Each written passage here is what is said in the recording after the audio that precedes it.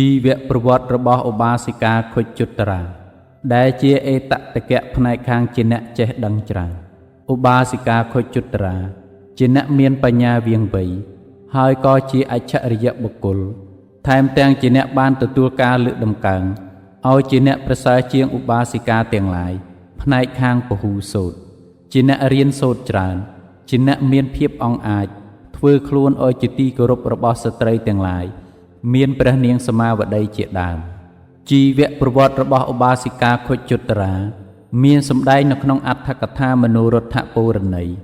ដែលជាអត្ថកថាអធិប្បាយសេចក្តីព្រះបាលីគម្ពីរអង្គុត្តរនិកាយឯកនិបាតដូចមានសេចក្តីថាឧបាសិកាខុជ្ជុត្តរាមានជីវប្រវត្តិអតីតជាតិពលរួមជាមួយនឹងព្រះនាងសមាវតីថាមានបុគ្គលទាំងឡាយ2នាក់បានចុះមកចាប់បដិសន្ធិនៅក្នុងផ្ទះរបស់អ្នកមានធនធានម្នាក់នៅក្នុងក្រុងហង្សវតីនៅក្នុងក្រុងហង្សវតីដែលកើតឡើងនៅក្នុងជាតិនោះគឺត្រូវនឹងពុទ្ធកាលរបស់ព្រះបតមុត្តរសម្មាសម្ពុទ្ធលុះក្រោយមកក្នុងបណ្ដាកុលធីតាទាំង2នាក់នោះឧបាសិកាខុជ្ជុត្តរាបានឃើញព្រះបតមុត្តរសម្ពុទ្ធព្រះអង្គទ្រង់ប្រកាសតែងតាំងឧបាសិកាម្នាក់ទុកក្នុងតំណែងដ៏ប្រសើរជាងឧបាសិកាទាំងឡាយផ្នែកជាអ្នកចេះដឹងច្រើនដែលហៅថាពហុសូត្រក្នុងពេលនោះនាងកុលធីតាខុជ្ជុត្តរាកាលបើឃើញដូច្នោះហើយក៏កើតមានការពេញចិត្តនៅក្នុងតំណែងនោះទើបបានធ្វើបុណ្យកុសលផ្សេងហើយបានតាំងចិត្តប្រាថ្នានៅក្នុងតំណែងនោះជាពិសេសនោះនាងបានធ្វើបុណ្យកុសលតជាប់មករហូតដល់អស់ជីវិតរបស់ខ្លួនកាលនាងកុលធីតាអស់ជីវិតទៅហើយបានទៅកើតនៅក្នុងទេវលោកហើយដោយបុណ្យកុសលទាំងនោះបានធ្វើឲ្យនាងស្លាប់កាត់ក្នុងកំណើតជាមនុស្សនិងទេវតាប៉ុណ្ណោះអស់100,000 កាប់គឺរាប់ថយក្រោយអំពីផុតកប្បនេះលុះមកដល់ពុទ្ធកាលព្រះសមណគោតមបរមគ្រូនៃយើងនេះនាងខុជ្ជុត្តរាទេពធីតាបានជុតិចៈទេវលោកមកបដិសន្ធិនៅក្នុងគរនៃមេនំក្នុងផ្ទះរបស់ខុសកសិទ្ធិនៅក្នុងក្រុងកោសំពីតែនាងជាអ្នកមានរាងកាយមិនប្រក្រតីដូចមនុស្សទូទៅគឺនាងជាអ្នកមានរាងកាយជាខុជ្ជាប្រែថាគោមបានដល់ពេលដែលនាងកើតមកនាងមានរាងកាយទឿខុសប្រក្រតីធម្មតាគឺនាងមានខ្នងគោមដោយអាស្រ័យហេតុនេះពពួកញាតិបានដាក់ឈ្មោះឲ្យនាងថានាងខុជ្ជុត្តរាជីវប្រវត្តិរបស់នាងខុជ្ជុត្តរាវគ្គតទៅនេះក្រៅអំពីមានពោលនៅក្នុងអត្ថកថាមនោរដ្ឋពូរណីហើយមានសម្ដែងនៅក្នុងអត្ថកថាគម្ពីរធម្មបទក្នុងអបមាតវគ្គនៅក្នុងរឿងរបស់ព្រះនាងសមាវតីដូចមានសេចក្តីថានាងខុជ្ជុត្តរាកាលបើចម្រើនវ័យធំដឹងក្តីហើយនាងបានជាស្រីបម្រើរបស់ព្រះនាងសមាវតីក្នុងដំណើរដែលព្រះនាងសមាវតីជាបុត្រីចិញ្ចឹមរបស់ខុសកសិទ្ធិព្រមដោយស្រីជាបរិវារប្រមាណ500នាក់នាងខុជ្ជុត្តរាបានទទួលនាទីជាអ្នកទិញផ្កាពីផ្ទះរបស់នាយសុមនៈមាលាកាហើយនាំយកទៅថ្វាយដល់ព្រះនាងសមាវតីជាប្រចាំរៀងរាល់ថ្ងៃចំណែកព្រះបាទឧទេនបានបរិជ្ជទានព្រះរាជទ្រព្យមួយថ្ងៃ8កហបណៈឲ្យជាតម្លៃផ្កាដល់ព្រះនាងសមាវតីរៀងរាល់ថ្ងៃថ្ងៃមួយនាងខុជ្ជុត្តរាបានកាន់ប្រាក់8កហបណៈទៅកាន់ផ្ទះរបស់នាយសុមនៈមាលាកាដើម្បីទិញផ្កាតាមប្រក្រតីដែលខ្លួនធ្លាប់ធ្វើមកហើយជាប្រចាំរៀងរាល់ថ្ងៃចៃដន្យថ្ងៃនោះនាយសុមនៈមាលាកាបានក្រាបទូលនិមន្តព្រះមានព្រះភិក្ខព្រមដោយភិក្ខុសង្ឃឲ្យមកទទួលផតតាហារនៅក្នុងផ្ទះរបស់ខ្លួនលុះនាយសុមនៈមាលាកាបានក្រឡេកឃើញនាងខុជ្ជុត្តរាហើយទើបនិយាយប្រាប់នាងថានាងខុជ្ជុត្តរាថ្ងៃនេះខ្ញុំមិនមានពេលវេលាធ្វើកម្រងផ្កាឲ្យដល់នាងទេព្រោះខ្ញុំកំពុងតែចាត់ចែងរៀបចំផតតាហារថ្វាយដល់ភិក្ខុសង្ឃដែលមានព្រះពុទ្ធជាប្រធានសូមនាងទៅចូលរួមនៅក្នុងកម្មវិធីបុណ្យនេះផងដែលមានការអង្គាសចង្ហាន់ថ្វាយដល់ភិក្ខុសង្ឃនិងស្ដាប់ប្រធរសិនចុះនាងនឹងបានរួចផុតពីភាពជាអ្នកបម្រើរបស់អ្នកដទៃដោយការជួយធ្វើកិច្ចការបម្រើព្រះភិក្ខុសង្ឃនាងនឹងទទួលយកកម្រងផ្កាក្រោយអំពីកិច្ចការនេះហើយនាងខុជ្ជុត្តរាកាលបើឮដូច្នោះនាងក៏បានជួយធ្វើការខ្វល់ខ្វាយនៅក្នុងផ្ទះបាយនិងបានបរិភោគអាហារនៅទីនោះផងដែរចំណែកនាយសុមនៈមាលាកាបានអង្គាសចង្ហាន់ថ្វាយដល់ភិក្ខុសង្ឃដែលមានព្រះពុទ្ធជាប្រធានរួចហើយ ទើបទទួលបានមកដើម្បីជាប្រយោជន៍ក្នុងការធ្វើអនុមោទនីគ្រានោះព្រះសម្មាសម្ពុទ្ធក៏ទ្រង់បានផ្ដើមសម្ដែងប្រធរទេសនាជាការអនុមោទនីក្នុងពេលនោះដែរនាងខុជ្ជតារាក៏បានស្ដាប់នៅធម្មកថារបស់ព្រះលោកនាថ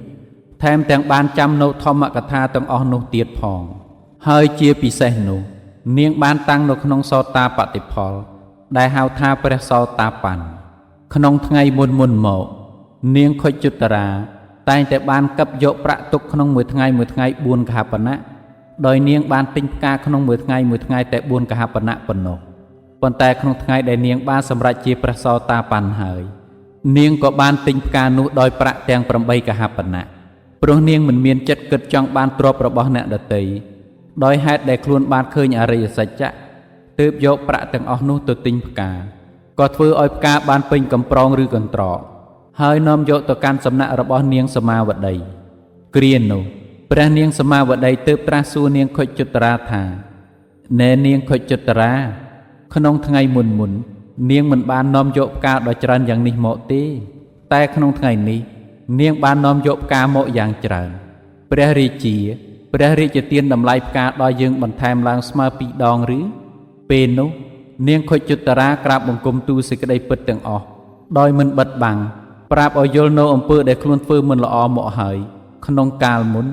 ព្រោះខ្លួនមិនគួរពោលពាក្យកុហកទើបក្រាបបង្គំទូលថាព្រះពរម្ចាស់សូមព្រះនាងទ្រង់ជ្រាបនៅសេចក្តីនេះព្រះនាងសមាវតីត្រាស់សួរថាណែនាងខុជ្ជតារាកាលបើដូចនេះព្រោះហេតុអ្វីនាងទើបបានផ្កាមកច្រើនយ៉ាងនេះនាងខុជ្ជតារាក្រាបបង្គំទូលតបថាបបិទ្ធព្រះនាងម្ចាស់ក្នុងថ្ងៃមុនរួចមកហើយខ្ញុំម្ចាស់បានគិបយកកហបណៈទុកជារបស់ខ្លួនក្នុងមួយថ្ងៃ4កហបណៈហើយទិញផ្កាក្នុងមួយថ្ងៃត្រឹមតែ4កហបណៈប៉ុណ្ណោះព្រះពរម្ចាស់គ្រានោះព្រះនាងសមាវតីត្រាស់សួរទៀតថាព្រោះហេតុអ្វីក្នុងថ្ងៃនេះបានជានាងមិនគិបយកកហបណៈនោះទុកទៀតនាងខុជ្ជតារាក្រាបទូលតបថាបបិទ្ធព្រះនាងម្ចាស់ព្រោះហេតុដែលខ្ញុំម្ចាស់នៅធម្មកថារបស់ព្រះសាស្តាហើយបានសម្រេចអមតៈធម៌ទើបខ្ញុំម្ចាស់មិនបិទបាំងប្រាប់ឲ្យយល់នៅសេចក្តីពិតទាំងនោះឲ្យព្រះនាងម្ចាស់បានជ្រាបព្រះនាងសមាវតីមិនបានត្រាស់ព្រះវាចាគំរាមនាងខុជ្ជតារាថាវើយនាងទាសីអាក្រក់នាងជួយយកកហបណៈដែលនាងកັບយកទុកពីមុនយកមកឲ្យយើងវិញទេតែព្រះនាងត្រឡប់ជាមានព្រះតម្រាស់ថាណែនាងខុជ្ជតារានាងចូលឲ្យយើងបានផឹកនៅទឹកអម្រឹតគឺអមតៈធម៌តាមដែលនាងបានផឹកហើយនោះផងដែរនាងខុជ្ជតារាក្រាបបង្គំទូលថាបបិទ្ធព្រះនាងម្ចាស់ខ្ញុំម្ចាស់មិនអាចក្រាបបង្គំទូលថ្វាយដោយអាការយ៉ាងនេះបានទេតែថាខ្ញុំម្ចាស់នឹងសម្ដែងធម៌ថ្វាយតាមដែលព្រះសាស្តាទ្រង់សម្ដែងហើយព្រះនាងសមាវតីទើបត្រាស់ថាណែនាងខុជ្ជតារាបើដូច្នោះនាងចូលសម្ដែងធម៌ឲ្យយើងបានស្ដាប់ផងនាងខុជ្ជតារាទើបក្រាបបង្គំទូលថាបបិទ្ធព្រះនាងម្ចាស់ប្រសិនបើយ៉ាងនោះសូមព្រះនាងម្ចាស់ទ្រង់អនុញ្ញាតឲ្យខ្ញុំម្ចាស់បានងូតទឹកជាមុនសិនជាពិសេសនោះគឺត្រូវអង្គុយលើអាសនៈខ្ពស់ជាងព្រះនាងសមាវតីមានព្រះសវណ្ណីឲ្យងូតទឹកដល់នាងខុជ្ជតារាដោយទឹកក្រអូប16ឆ្នាំងហើយប្រទានសម្ពុតសាដកសាច់ម៉ត់2ផ្ទាំងថែមទាំងឲ្យក្រាលអាសនៈឲ្យខ្ពស់ជាងខ្លួនដល់នាងខុជ្ជតារាចំណែកនាងខុជ្ជតារាដែលជាអ្នកតាំងនៅក្នុងសិក្ខបដិបទាបានស្លៀកសម្ពុតសាដក1ផ្ទាំងទៀតដណ្ដប់ឲ្យយកផ្លិតមួយមកផងហើយឡើងអង្គុយលើអាសនៈបានចាប់ផ្លិតដល់វិចិត្រហៅស្ត្រីទាំង500នាក់មកអង្គុយលើអាសនៈដែលទាបជាងខ្លួនហើយបានសម្ដែងធម៌ឲ្យដល់ស្ត្រីទាំងនោះដោយទំនងដូចដែលព្រះមហាមុនីទ្រង់សម្ដែងហើយនោះឯងស្ត្រីទាំងនោះមានព្រះនាងសមាវតីជាប្រធានកាលបើបានស្ដាប់ធម្មកថារបស់នាងខុជ្ជតារាហើយក៏បានសម្រេចជាព្រះសោតាបណ្ណហើយស្ត្រីទាំងនោះបានសំពះនាងខុជ្ជតារាថែមទាំងពោលថាបបិទ្ធនាងខុជ្ជតារាចាប់អំពីថ្ងៃនេះទៅនាងមិនត្រូវធ្វើការងារបម្រើតទៅទៀតទេនាងចូលតាំងនៅក្នុងឋានៈជាមាតានិងតាំងនៅក្នុងឋានៈជាអាចារ្យនៃពួកយើងចុះសូមនាងចូលទៅកាន់សំណាក់ព្រះសម្ពុទ្ធ ស្ដាប់ប្រធរដែលព្រះភគវាទ្រង់សម្ដែងហើយនាងនាំមកពូលឲ្យយើងបានស្ដាប់ផងនាងខុចចិត្តរាបានធ្វើយ៉ាងនោះដោយរាប់តាំងអំពីថ្ងៃនោះទៅកាលបើនាងបានធ្វើយ៉ាងនោះជាប្រចាំរៀងមកក្នុងកាលតមកនាងបានជាអ្នកទ្រទ្រង់ចេះចាំប្រត្រៃបីដកទាំង3ការដែលនាងខុចចិត្តរាជាអ្នកចេះដឹងបៃធ្លាយក្នុងប្រត្រៃបីដកនឹងមានភាពអង្អាចក្នុងការពូលធរឲ្យដល់អ្នកដទៃស្ដាប់បានផងទើបបានទទួលការលើកដំកើងថាជាអ្នកប្រសើរជាងឧបាសិកាទាំងឡាយផ្នែកខាងជាធម្មកថាដែលមានសម្ដែងនៅក្នុងអត្ថកថាគម្ពីរធម្មបទនៃអបមត្តវៈក្នុងរឿងនាងសមាវតីថាក្រោយមកព្រះសាស្តាទ្រង់ប្រកាសតែងតាំងនាងខុចចិត្តរាទុកក្នុងភាពជាអ្នកប្រសើរថាមនាលភិក្ខុទាំងឡាយឧបាសិកាអ្នកចេះដឹងច្រើនស្រេចនឹងនាងខុចចិត្តរាដែលជាសាវិការបស់តថាគតអ្នកជាធម្មកថាគឺអ្នកសម្ដែងធម៌រឿងរបស់នាងខុចចិត្តរាដែលមានពោលនៅក្នុងអត្ថកថាគម្ពីរមនោរដ្ឋពរណីនិងក្នុងអត្ថកថាគម្ពីរធម្មបទក្នុងរឿងព្រះនាងសមាវតីដូចមានសេចក្តីថាចំណែកស្ត្រីទាំង500នាក់នោះបានពោលនឹងនាងខុចចិត្តរាថាបបិទ្ធនាងខុចចិត្តរាពួកខ្ញុំត្រូវការដើម្បីនឹងចូលទៅគាល់ព្រះមានជោគសូមនាងជួយឲ្យពួកយើងបានឃើញព្រះទសពលពួកខ្ញុំនឹងបានបូជាព្រះវិចិត្រមាត្រដោយគ្រឿងសក្ការៈមានផ្កានិងគ្រឿងក្រអូបជាដើមពេលនោះនាងខុចចិត្តរាពូលបញ្ជល់ថាបបិទ្ធនាងទាំងឡាយការពិតរាជត្រកូលជារឿងដែលកម្រលំបាកណាស់ខ្ញុំមិនអាចនឹងនាំពួកនាងទាំងឡាយទៅខាងក្រៅបានព្រោះព្រះរាជាទ្រង់នៅមិនទាន់មានសទ្ធាពួកស្ត្រីទាំងនោះបាននាំគ្នាពូលអង្វរថាបបិទ្ធនាងខុចចិត្តរា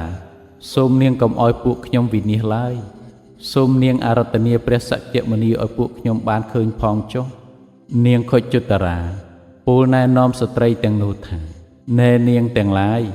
ប្រសិនបើដូច្នោះពួកនាងទាំងឡាយអាចនឹងកលេចឃើញព្រះសម្ពុទ្ធដោយប្រហោងប៉ុណ្ណាពួកនាងចូលចោះប្រហោងប្រមាណប៉ុណ្ណោះត្រង់ជញ្ជាំងបន្ទប់ដែលជាទីលំនៅរបស់ពួកនាងចុះចូលនាងនាំយកគ្រឿងក្រអូបនិងផ្កាកម្រងជាដើមមកហើយឈរនៅទីនោះរួចចូលសម្លឹងមើលចូលលើកដៃទាំងពីរឡើងថ្វាយបង្គំនិងចូលបូជាព្រះមនីព្រោះព្រះអង្គទ្រង់ចារឹកទៅកាន់ផ្ទះលោកសេដ្ឋីទាំង3នាក់ស្ត្រីទាំងនោះបានធ្វើតាមដែលនាងខុចចិត្តរាពូលណែនាំក៏បានក្រឡេកឃើញព្រះសាស្តាទ្រង់ចារឹកទៅនិងចារឹកមកទើបថ្វាយបង្គំនិងបូជាដោយគ្រឿងក្រអូបនិងផ្កាឈើថ្ងៃមួយព្រះនាងមាគន្ធយាដែលជាអគ្គមហេសីមួយព្រះអង្គទៀតរបស់ព្រះបាទឧទេនព្រះនាងបានយាងចុះចាក់ប្រាសាទរបស់ព្រះនាងទៅកាន់លំនៅរបស់ពួកស្ត្រីទាំងនោះបានទតឃើញប្រហោងនៃបន្ទប់ទាំងឡាយហើយទើបត្រាស់សួរថានេះប្រហោងអ្វីពួកស្ត្រីទាំងនោះមិនបានដឹងថាព្រះនាងមាគន្ធយាទ្រង់បានចងអាឃាតចំពោះព្រះបរមគ្រូទើបក្រាបទូលទៅតាមសេចក្តីពិតថាបបិទ្ធព្រះនាងម្ចាស់ព្រះបរមសាស្តាស្ដេចយាងមកដល់ក្រុងនេះហើយពួកខ្ញុំព្រះអង្គឈរនៅក្នុងបន្ទប់នេះតែងតែក្រឡេកមើលព្រះមានប្រភិក្ខថ្វាយបង្គំនិងបូជាព្រះសម្មាសម្ពុទ្ធបានដែរព្រះពរនាងម្ចាស់ព្រះនាងមាគន្ធយាទ្រង់ត្រេះរិះថាព្រះសមណៈគោតមស្ដេចយាងមកដល់ក្រុងនេះឥឡូវនេះយើងនឹងធ្វើកម្មដែលគួរធ្វើដល់ព្រះសមណៈគោតមយើងនឹងដាក់ទោសដល់ពួកស្ត្រីទាំងនេះឲ្យបានហើយព្រះនាងទើបទៅក្រាបទូលព្រះរាជាថាបបិទ្ធមហារាជស្ត្រី500នាក់រួមទាំងព្រះនាងសមាវតីផងបានប្រព្រឹត្តនៅអំពើក្បត់នឹងព្រះអង្គពួកស្ត្រីទាំងនោះនឹងដាក់ប្រជញ្ញព្រះអង្គក្នុងកាលមិនយូរឡើយប្រពោម្ចាស់ព្រះអង្គព្រះរាជាទ្រង់មិនជឿដោយទ្រង់ត្រេះរិះថាពួកស្ត្រីទាំងនោះនឹងមិនធ្វើយ៉ាងនោះឡើយសូម្បីព្រះនាងមាគន្ធយាទ្រង់បានក្រាបទូលដដែលទៀតតែព្រះរាជាក៏ទ្រង់មិនជឿមិនយកចិត្តទុកដាក់ទៀតផងលុះព្រះនាងមាគន្ធយាទ្រង់ពិចារណាឃើញថាព្រះនាងក្រាបទូលសូម្បី3ដងហើយព្រះរាជាក៏ទ្រង់មិនជឿទើបក្រាបទូលថាប្រសិនបើព្រះអង្គទ្រង់ពុំជឿខ្ញុំម្ចាស់ទេសូមព្រះអង្គទ្រង់យាងទៅលំនៅរបស់ពួកស្ត្រីទាំងអស់នោះហើយទ្រង់ពិចារណាមើលចុះប្រពោព្រះអង្គព្រះរាជាទើបស្ដេចយាងទៅទតក៏បានឃើញប្រហោងនៅតាមបន្ទប់ទាំងឡាយទើបត្រាស់សួរថានេះប្រហោងអ្វីពួកស្ត្រីទាំងអស់នោះបានក្រាបបង្គំទូលសេចក្តីនោះឲ្យទ្រង់ជ្រាបដោយសពគ្រប់ប្រការ ព្រះរាជាទ្រង់មិនពិរោធចំពោះស្ត្រីទាំងនោះឡើយទាំងមិនបានត្រាស់ថាអ្វីសោះទៀតមានព្រះរាជបញ្ជាឲ្យបើកចន្លោះទាំងឡាយហើយឲ្យធ្វើបង្អួចតាមបន្ទប់ទាំងអស់បានឮថាបង្អួចដែលមានប្រហោងតូចៗទាំងឡាយបានកើតឡើងក្នុងគ្រានោះឯងរឿងតាក់ទងបុព្វកម្មរបស់នាងខុជុត្តរាមានភិក្ខុទាំងឡាយចាប់អារម្មណ៍ក្រាបទូលសួរព្រះទសពលថាបបិទ្ធព្រះអង្គដ៏ចម្រើននាងខុជុត្តរាកើតមកជាស្រីខ្នងគោមព្រោះបាបកម្មអ្វីហើយនាងជាអ្នកមានបញ្ញានោះព្រោះបានធ្វើកម្មអ្វីថែមទាំងជាអ្នកបានសម្រេចជាព្រះសោតាបណ្ណព្រោះបានធ្វើកម្មអ្វីចំណែកការកើតជាស្រីបម្រើរបស់អ្នកដទៃតើនាងបានធ្វើកម្មអ្វីព្រះអង្គពេលនោះព្រះសម្ពុទ្ធទើបត្រាស់តបថាមនាលភិក្ខុទាំងឡាយក្នុងកាលដែលនៅមិនទាន់មានព្រះពុទ្ធឧបដិកឡើងក្នុងលោកមានព្រះបាទពារាណសីគ្រប់គ្រងរាជសម្បត្តិនៅក្នុងក្រុងពារាណសីគ្រានោះមានព្រះបច្ចេកពុទ្ធមួយព្រះអង្គមានខ្នងគោមជាអ្នកមានការស្និទ្ធស្នាលជាមួយនឹងព្រះបាទពារាណសីនាងខុជុត្តរានោះបានកើតនៅក្នុងរវាងព្រះបាទពារាណសីនាងបានជាឧបថាយិកាម្នាក់នាងបានដណ្ដប់សម្ពុតកម្មពលក្នុងគ្រានោះនាងបានកលេចឃើញព្រះបច្ចេកពុទ្ធដែលមានខ្នងគោមនិមន្តដើរមកនាងក៏បានសម្ដែងអាការដើរទៅដោយព្រះបច្ចេកពុទ្ធរូបនោះដោយបាននិយាយជាមួយនឹងស្ត្រីទាំងឡាយដែលនៅរួមជាមួយនឹងខ្លួនថាព្រះបច្ចេកពុទ្ធរបស់ពួកយើងតែងតែដើរទៅយ៉ាងនេះព្រោះផលនៃកម្មអាក្រក់ដែលខ្លួនធ្វើទុកក្នុងកាលមុនទើបបានធ្វើឲ្យនាងជាស្ត្រីមានខ្នងគោមនៅក្នុងបច្ចុប្បន្នជាតិនេះមួយទៀតព្រះបាទពារាណសីទ្រង់និមន្តព្រះបច្ចេកពុទ្ធ8រូបឲ្យគង់នៅក្នុងព្រះរាជវាំងទើបត្រាស់ឲ្យរាជបរោះទទួលបាតមកកាលទ្រង់ដាក់បាយបាយាសពេញបាតហើយបានឲ្យយកបាតទៅថ្វាយព្រះបច្ចេកពុទ្ធទាំងអស់នោះព្រះបច្ចេកពុទ្ធទាំងអស់នោះក៏បានទទួលយកបាត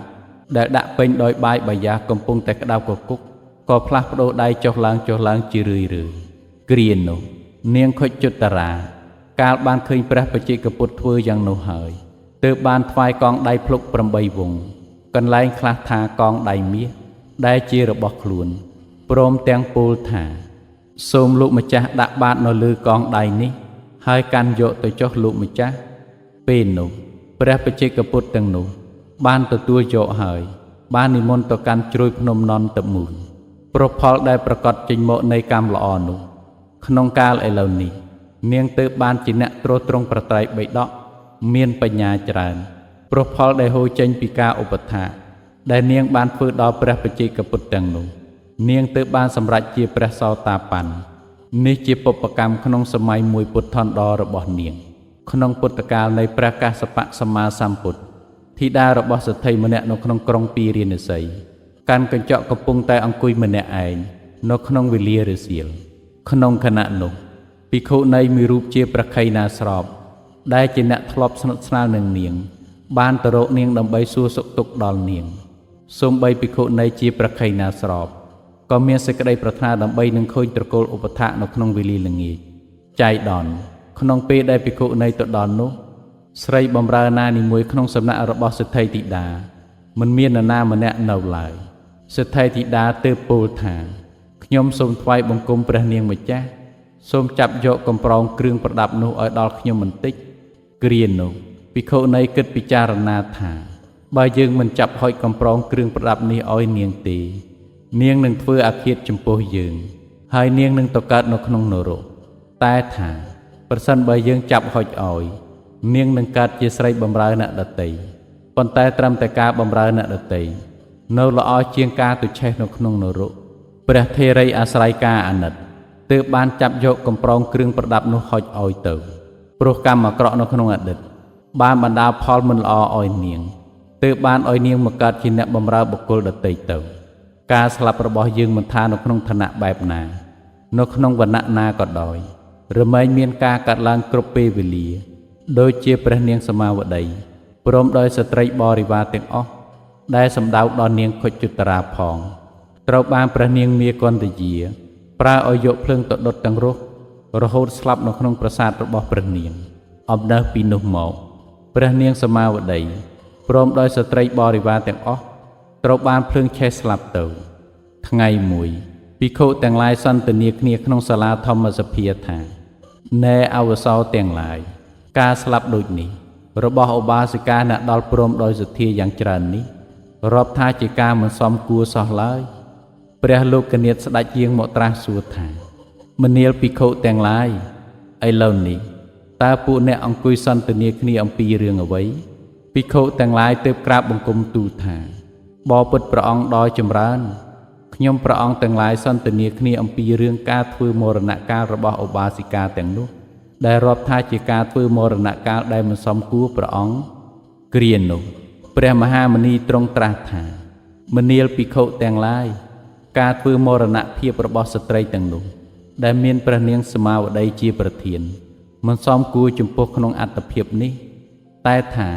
ការធ្វើមរណភាពនៃស្ត្រីទាំងនោះបានទទួលហើយសមគួរនឹងបាបកម្មដែលគេបានធ្វើទុកនៅក្នុងជាតិមុនពេលនោះភិក្ខុទាំងឡាយមានសេចក្តីត្រូវការដើម្បីឲ្យដឹងរឿងនៅក្នុងអតីតជាតិរបស់ស្ត្រីទាំងនោះទើបក្រាបបង្គំទូលអារាធនាព្រះភគវីបបិទ្ធព្រះអង្គដ៏ចម្រើនបាបកម្មអ្វីដែលស្ត្រីទាំងនោះធ្វើទុកមកហើយនៅក្នុងជាតិមុនព្រះអង្គសូមព្រះអង្គទ្រង់មេត្តាសម្ដែងប្រាប់ឲ្យដល់ខ្ញុំព្រះអង្គបានជ្រាបផងលំដាប់នោះព្រះពុទ្ធអង្គទើបទ្រង់នាំអតីតទានមកត្រាស់ថាក្នុងអតីតកាលគឺក្នុងសម័យដែលព្រះបាទព្រហ្មទត្តទ្រង់គ្រប់គ្រងរាជសម្បត្តិនៅក្នុងក្រុងពារាណសីក្នុងគ្រានោះមានព្រះបច្ចេកពុទ្ធ8រូបនិមន្តមកទទួលចង្ហាន់នៅក្នុងព្រះរាជវាំងជាប្រចាំចំណែកស្ត្រីទាំង500នាក់ដែលនៅក្នុងព្រះរាជវាំងរបស់ព្រះបាទព្រហ្មទត្តបាននាំគ្នាធ្វើការទំនុកបម្រុងព្រះបច្ចេកពុទ្ធទាំងនោះបណ្ដាព្រះបច្ចេកពុទ្ធទាំង8រូបនោះព្រះបច្ចេកពុទ្ធ7រូបបានហោះទៅកាន់ហមវន្តប្រទេសហើយចំណែកព្រះបច្ចេកពុទ្ធ1រូបទៀតមិនទាន់បាននិមន្តទៅទេតែបានគង់ចូលឈានសមាបត្តិនៅក្នុងទីមានស្មៅដុះស៊ុបទ្រប់នៅក្បែរស្ទឹងមួយតមកថ្ងៃមួយកាលបើព្រះរាជាអស់កិច្ចជាប់តាក់ទងនឹងព្រះបច្ចេកពុទ្ធទាំងឡាយហើយដោយព្រះបច្ចេកពុទ្ធនិមន្តត្រឡប់ទៅវិញព្រះអង្គទើបទ្រង់នាំស្ត្រីជាបរិវារទាំងនោះទៅដើម្បីទ្រង់លេងទឹកនៅក្នុងស្ទឹងស្ត្រីទាំងនោះបាននាំគ្នាលេងទឹកនៅក្នុងស្ទឹងនោះអស់មួយថ្ងៃកាលពួកនាងឡើងមកពីទឹកវិញក៏មានភាពរងាណាស់ត្រូវការនឹងអាំងភ្លើងដើម្បីនឹងបំបត្តិនៅភាពរងាទើបពោលថានាងទាំងឡាយចូលជ្រើសរើសមើលកន្លែងបង្កាត់ភ្លើងហើយពួកនាងដើរទៅដើរមកក៏បានឃើញទីកន្លែងដែលមានស្មៅស្ងួតមួយកន្លែងទើបទៅឈរនៅព័ទ្ធជុំវិញហើយបង្កាត់ភ្លើងឡើងដោយយល់ថាជាគំនរស្មៅគ្រានោះលុះស្មៅទាំងឡាយត្រូវភ្លើងឆេះហើយស្រក់ស្រុតទៀបចុះស្ត្រីទាំងនោះបានឃើញព្រះបច្ចេកពុទ្ធទើបពោលថាពួកយើងវិនិច្ឆ័យហើយពួកយើងវិនិច្ឆ័យហើយព្រះបច្ចេកពុទ្ធជាម្ចាស់របស់ព្រះរាជាត្រូវភ្លើងឆេះរូលប្រសិនបើព្រះរាជាទ្រង់ជ្រាបទ្រង់នឹងដាក់ទោសឲ្យដល់ពួកយើងនឹងវិនិច្ឆ័យជាប្រកបហេតុដូច្នេះពួកយើងជួនាំគ្នាដុតលូកឲ្យឆេះអស់ទៅពួកស្ត្រីទាំងនោះបាននាំគ្នាទៅយកអស់មកដាក់ពីលើព្រះបច្ចេកពុទ្ធទៀតរហូតដល់ក្លាយជាពំនុកធំតពីនោះស្ត្រីទាំងនោះបាននាំគ្នាដុតភ្លើងនៅត្រង់គំនរអស់នោះហើយក៏ជៀសចេញទៅដោយយល់ថាគ្រានេះនឹងឆេះអស់ការដុតភ្លើងក្នុងគ្រាមុនពួកគេមិនមានចេតនាគឺការតាំងចិត្តនឹងដុតតែមកដល់គ្រានេះពួកគេមានចេតនាគឺការតាំងចិត្តដុតទើបត្រូវកម្មអាក្រក់នោះជាប់តាមឲ្យផលមកដល់ជាតិនេះការពិតបុគ្គលទាំងឡាយសូម្បីយកអស់1000រទេះមកកោដុតក៏មិនអាចដើម្បីនឹងធ្វើឲ្យព្រះបច្ចេកពុទ្ធអ្នកនៅក្នុងឈានសមាបត្តិសូម្បីឲ្យកើតអាការក្តៅបានឡើយព្រោះដូច្នោះ